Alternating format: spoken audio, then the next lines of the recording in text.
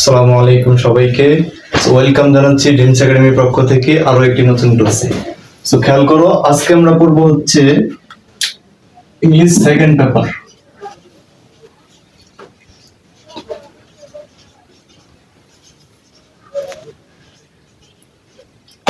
আজকে আমাদের টপিকের নাম হচ্ছে ফাইনাইট ভার্ব। খুবই ইম্পর্টেন্ট একটা টপিক, খেয়াল করো।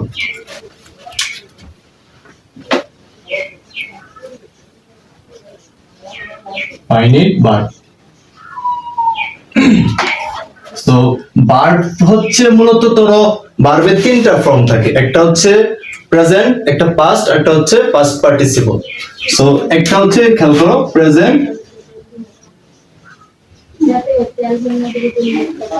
একটা হচ্ছে পাস্ট আর একটা হচ্ছে পাস্ট পার্টিসিপল।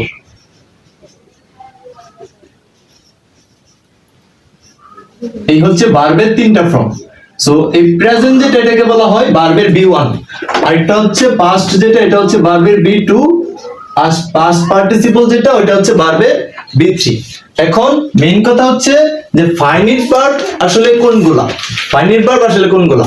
সো প্রথমে যদি আমি একটু বলি যে এই যে ভার্বের বি1 অর্থাৎ প্রেজেন্ট যেটা, আর এটা হচ্ছে পাস্ট, একটা হচ্ছে বি1 আর একটা হচ্ছে বি2, এই দুইটা হচ্ছে ফাইনাইট ভার্ব। ঠিক আছে, তাহলে ধরো ফাইনাইট ভার্বের রুলস এর মধ্যে এক নম্বরের রুলস আমি এটা বলতে পারি যে ভার্বের বি1 হচ্ছে এক প্রকার ফাইনাইট ভার্ব।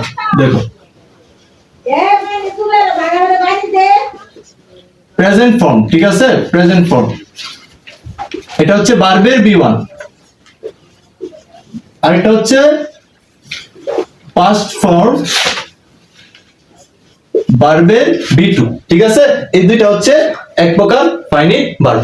তাহলে বি3 কি আসলে ফাইনাইট ভার্ব? না, বি3 টা ফাইনাইট ভার্ব না, বি3 টা হচ্ছে non finite verb. So non finite verb নিয়ে আমরা পরে বলবো। সো আগে খেয়াল করো ফাইনাইট ভার্বগুলো বলি। সো এখন দেখো ফাইনাইট ভার্বের রুলস এর মধ্যে আরো কিছু আছে, যেমন সকল প্রকার অক্সিলারি ভার্ব।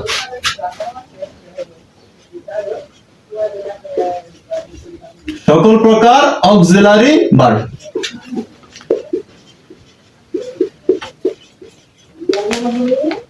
ঠিক আছে, সকল প্রকার অক্সিলারি ভার্ব।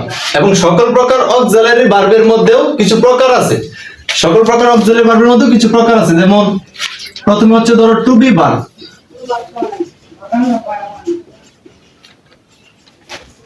টু বি ভার্বের মধ্যে কারা কারা আছে? Am, is, are, was, were. ঠিক আছে, খেয়াল করো am, is, are, was, were. ঠিক আছে, এই পাঁচটা হচ্ছে এক প্রকার ফাইনাইট ভার্ব। তারপর কি শেষ? না, আরো আছে। দেখো টু বি ভার্বের পরে ধরো to do verb. To do ভার্বের মধ্যে কারা কারা আছে? Do, does, did. Do, does আর এটা হচ্ছে did.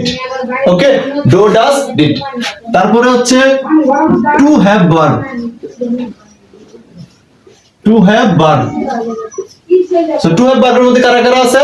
Have, has, had. Now have, has, had. ঠিক আছে, হ্যাভ, হ্যাজ, হ্যাড এগুলো সবই কিন্তু অক্সিলারি ভার্ব, কিন্তু তাদের আরেকটা পরিচয় হচ্ছে তারা হচ্ছে এক প্রকার finite verb.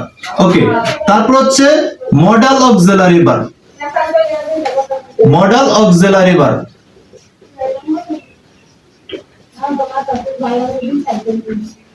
Modal auxiliary verb. ঠিক আছে, সো মডাল অক্সিলারি কোনগুলো খেয়াল করো। Can, could, shall, should. তারপর হচ্ছে উইল, উড। তারপর হচ্ছে মে, মাইট। ঠিক আছে, can, could, shall, should, will, would, may, might. আরো কিছু আছে, ধরো এই সাইডে লিখি মে, মাইট। তারপর হচ্ছে need, dare, use to, or to, must। তো যদি একটু খেয়াল করো এখানে টোটাল 24টা অক্সিলারি ভার্ব আছে।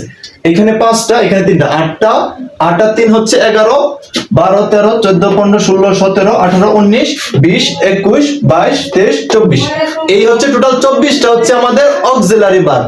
এদের পরিচয় হচ্ছে কি অক্সিলারি ভার্ব, কিন্তু আমরা শিখতেছি আজকে কি ফাইনাইট ভার্ব। এই 24টা হচ্ছে এক প্রকার ফাইনাইট ভার্ব, ঠিক আছে। দেখো এখানে আরেকটা ইনফরমেশন দেই যে এম ইজ আর যে তিনটা এগুলা হচ্ছে প্রেজেন্ট, অর্থাৎ প্রেজেন্ট টেন্সের ক্ষেত্রে এই তিনটা ইউজ করা হয়। আর এই যে এখানে আরো দুটো আছে, এই দুটো হচ্ছে পাস্ট, পাস্টের ক্ষেত্রে এই দুটো ইউজ করা হয়। ঠিক সেম সিস্টেম, এই দুটো হচ্ছে প্রেজেন্ট আর এটা হচ্ছে পাস্ট। এই হ্যাভ হ্যাজটা হচ্ছে প্রেজেন্ট আর হ্যাডটা হচ্ছে পাস্ট, ঠিক আছে। আর এই সাইডে যেগুলো লিখছি এইগুলো হচ্ছে প্রেজেন্ট, ঠিক আছে। দেখো এই যে এইগুলো ক্যান শ্যাল উইল মে এগুলো হচ্ছে প্রেজেন্ট,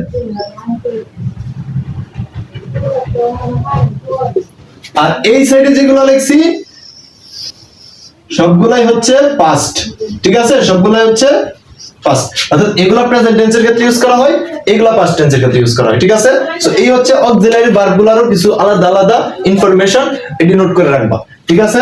আর এখানে যে 24টা লিখলাম সবগুলাই হচ্ছে এক প্রকার ফাইনাইট ভার্ব। দেখো আরো কিছু আছে, ধরো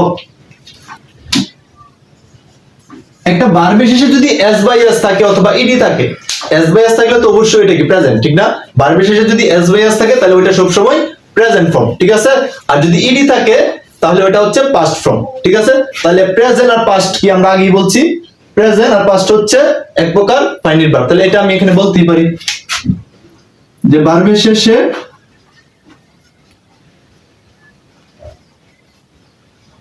এস বা ইএস অথবা ধরো পাস্টের ক্ষেত্রে কি ইডি থাকলে সেটাও ফাইনাইট ভার্ব, সেটাও ফাইনাইট ভার্ব, ঠিক আছে। সেটা হচ্ছে ফাইনাইট ভার্ব।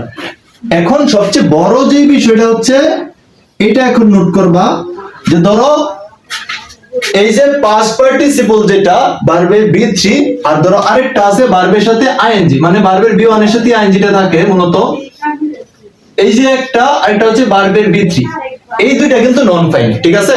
এই দুইটা কিন্তু নন ফাইনাইট, কিন্তু এগুলার আগে যদি কোন প্রকার অক্সিলারি ভার্ব থাকে, মানে এই 24টা থেকে যদি কোনো একটা থাকে তাহলে ওইটাও ফাইনাইট ভার্ব হিসেবে গণ্য হবে, ঠিক আছে।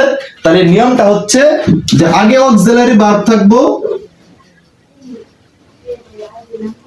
অক্সিলারি ভার্ব থাকবে প্রথমে, তারপর হচ্ছে যে এখান থেকে আমার ভার্বের বি3 থাকতে পারে, ভার্বের আইএনজি থাকতে পারে।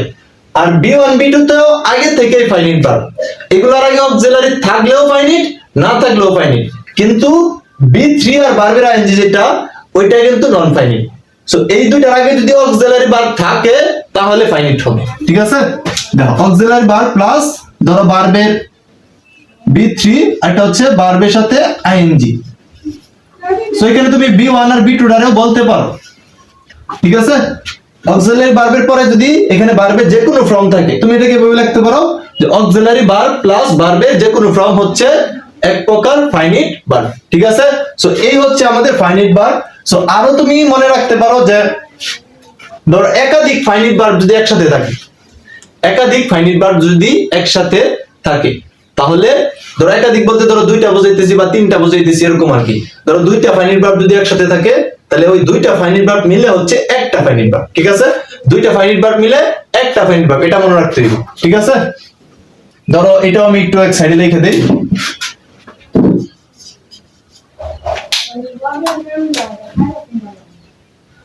নাম্বার 6 দিই এখানে, ধরো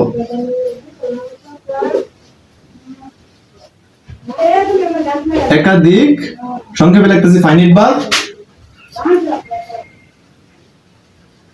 একসাথে থাকলে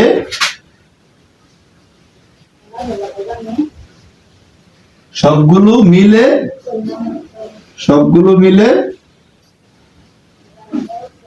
একটা ফাইনাইট ভার্ব হবে, ঠিক আছে। সবগুলো মিলে একটা ফাইনাইট ভার্ব হবে। ঠিক আছে, অর্থাৎ দুইটা ফাইনাইট ভার্ব একসাথে থাকতে পারে, তিনটা থাকতে পারে। সো তখন কি তুমি এখানে তিনটা ফাইনাইট ভার্ব বলবা? না, তিনটা না, তখন ওই তিনটা ফাইনাইট ভার্ব একসাথে মিলে একটা ফাইনাইট ভার্বে কনভার্ট হবে। ঠিক আছে, সো একটু মাথায় রাখতে হইব, যখন সাবজেক্ট একটা থাকবে তখন ফাইনাইট ভার্ব একটা থাকবে। ঠিক আছে, সাবজেক্ট একটা মানে ফাইনাইট ভার্ব একটা, অর্থাৎ একটা সাবজেক্টের জন্য একটাই ফাইনাইট ভার্ব। সো তখন তুমি হয়তো কনফিউশনে পড়তে পারো যে এখানে তো দুইটা ফাইনাইট ভার্ব, একটা সাবজেক্টের জন্য দুইটা ফাইনাইট ভার্ব, কিন্তু না, দুইটা ফাইনাইট ভার্ব মিলে তখন একটা ফাইনাইট ভার্ব হিসেবে গণ্য হবে। ঠিক আছে, সো এই হচ্ছে আমাদের ফাইনাইট ভার্বের নিয়ম। ধরো আরেকটা জিনিস থাকতে পারে, ধরো ক্যান তো হচ্ছে ফাইনাইট ভার্ব, ঠিক না, যে ক্যান, কুড, এগুলো সবগুলাই ফাইনাইট ভার্ব। আমাদের যদি এরকম থাকে ক্যান নট, যদি ক্যান নট থাকে তাহলে এটা কি ফাইনাইট ভার্ব? হ্যাঁ, এটাও এক প্রকার ফাইনাইট ভার্ব। অর্থাৎ তুমি বলতে পারো নট সহকারে যদি কোনো ফাইনাইট ভার্ব থাকে তাহলে সেটাও এক প্রকার ফাইনাইট ভার্ব হিসেবে গণ্য হবে। ঠিক আছে, সো আমরা শিখে নিলাম কেমনে কোনগুলা ফাইনাইট ভার্ব হিসেবে গণ্য হবে আর কোনগুলা নন ফাইনাইট হিসেবে গণ্য হবে। তাহলে এই যে দুইটাও কিন্তু হচ্ছে non finite verb. So non finite verb নিয়ে আমরা আগামী ক্লাসে ইনশাআল্লাহ আরো বিস্তারিত বলবো। সো আজকের ক্লাসটা হচ্ছে এই পর্যন্তই। সো যারা ইউটিউব থেকে দেখতেছো অবশ্যই চ্যানেলটা সাবস্ক্রাইব করে দিবা, আর যারা ফেসবুক পেজ থেকে দেখতেছো অবশ্যই পেজটা ফলো দিয়ে দিবা। ঠিক আছে, সবাই সুস্থ থাকো, ভালো থাকো, আল্লাহ হাফেজ, আসসালামু আলাইকুম।